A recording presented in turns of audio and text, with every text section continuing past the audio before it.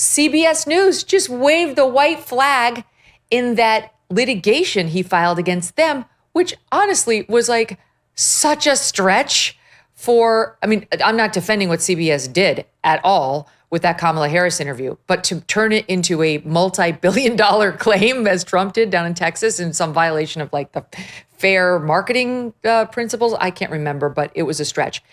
He basically won. They just settled the case for $16 million. And according to Fox News, there's an additional 8-figure payout coming by CBS in the form of advertisements and possibly PSAs, public service announcements, to promote conservative causes.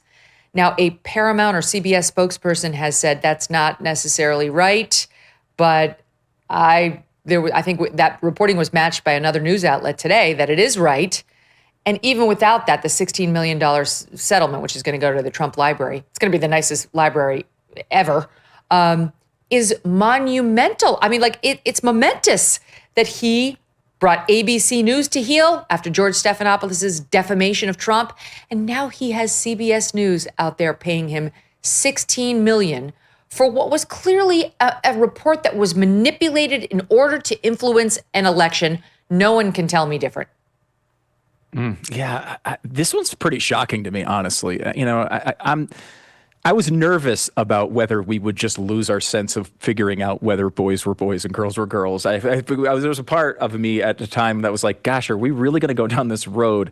But I'm not shocked that we eventually came to our senses on that one and are coming to our senses on it.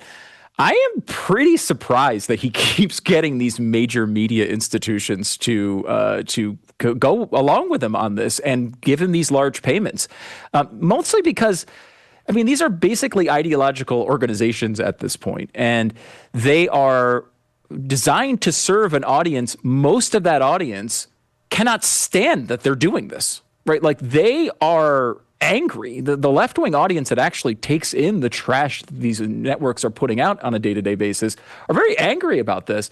And it shows like he really has put them in a very difficult position. You know, I think it's important that we have first of all, it is hilarious to see them squirm. I mean, it's amazing. I have no low expectation of what Donald Trump is able to accomplish when he decides to say, you're doing this. Like that is, we've been seeing this for a long time. He has a lot of power and he will wield it. I am surprised, though, that these media organizations are going along and settling these claims. I know a lot of them have business that they other interests and they're folding towards them. And of course, Trump knows this. He knows the leverage game better than probably anybody on the entire planet. So he's really, really good at this. I think we want a free media in this country. And I don't mind having media sources that are left-leaning. I work for one that is right-leaning, and I don't want them to go away. I don't want to get sued by the president every single time I make a statement they don't agree with. That's not what Trump's doing here. But, I don't want that. I don't want it to get out of control on that. We do have to have a free media in this country, and I think that is important to protect. But, this should at least send a message to these institutions and these media companies to just, try. I feel like most of my life I had an impression of the media that it was left-leaning, but they had their agenda, but at least they wanted to make you believe they were attempting journalism. And it's a low hurdle to clear, and I thought they were at least trying to clear that. Something happened. I think it was pretty much, I would say it happened during the Trump era. It's essentially TDS, Trump derangement syndrome, where they stopped trying. They started saying, you know what, this is too important. We can't do journalism anymore. What if people believe, the right spin on this? They might put Trump in office and then the entire country will collapse and World War III will occur and cats and dogs will live together and all the things. And at the end of the day, they sold their soul to oppose this man. That is never a good idea, and hopefully these outcomes are at least having them reconsider it a little bit. That's why I'm in favor of it. The edit was definitely an unfair and unethical manipulation. I believe that. They did it to help her. They released a tease, a preview, SOT, sound on tape. That's what SOT stands for, the day before. And it showed her typical word salad response to Netanyahu's not listening. Word salad, classic Kamala Harris. And then by the time they got to the actual airing of the 60 Minutes broadcast the next night, it was cleaner and more concise, still empty-headed, but much better than the tease clip had reflected. There is no question somebody realized the first clip was not coherent and they wanted to make her sound better. And possibly I'll give them 10% chance of just giving the user a more pleasant experience while listening to a Q&A between an anchor and a subject. However, you can't do that when you're talking about a presidential candidate.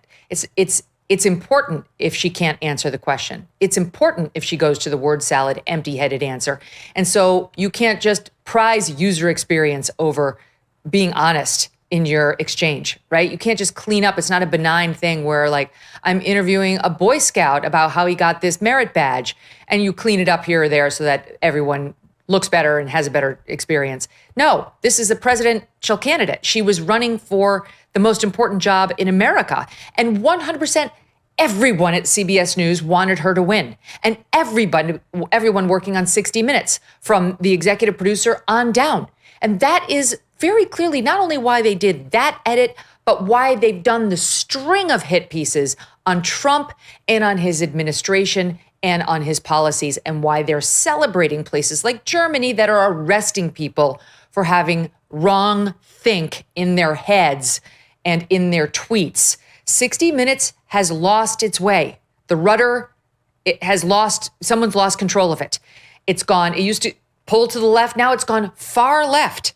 And so this is why I'm thrilled to see them punished. I'm thrilled to see them actually recognize you have real skin in the game and it could get worse for you. Of course, the reason they settled it is because they're trying to sell Paramount to Skydance in this merger.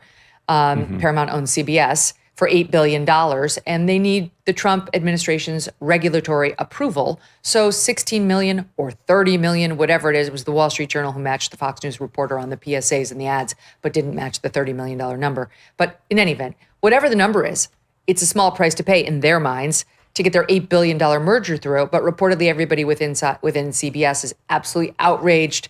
The only thing they're holding on to is that they didn't apologize to the president. You should be thinking about the lesson here. You should be thinking about why he targeted you and not NBC and not CNN and not even MSNBC yet.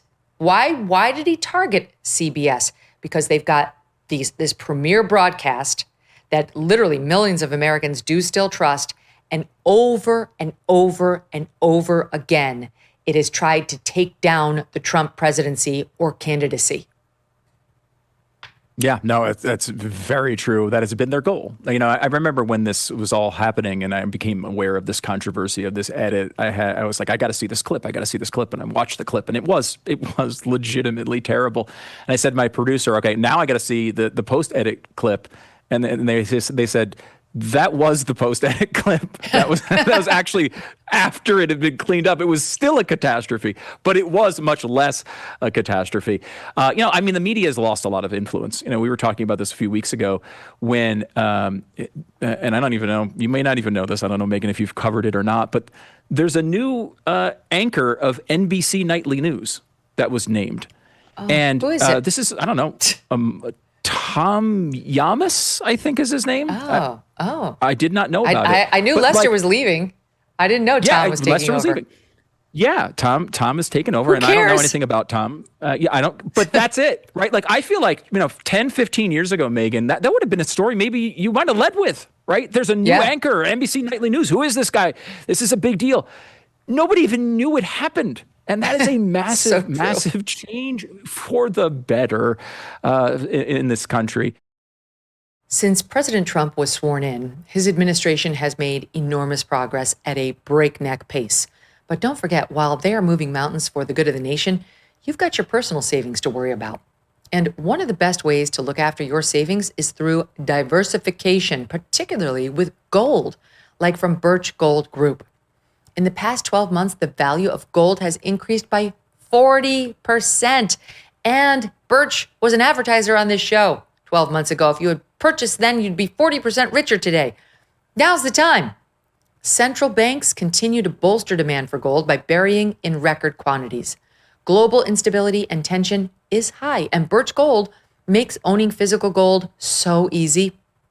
Easily convert an existing IRA or 401k into a tax-sheltered IRA in physical gold, or buy some to store in your home safe. Just text MK to the number 989898, and Birch Gold is going to send you a free info kit on gold. Look into it, see if it's right for you.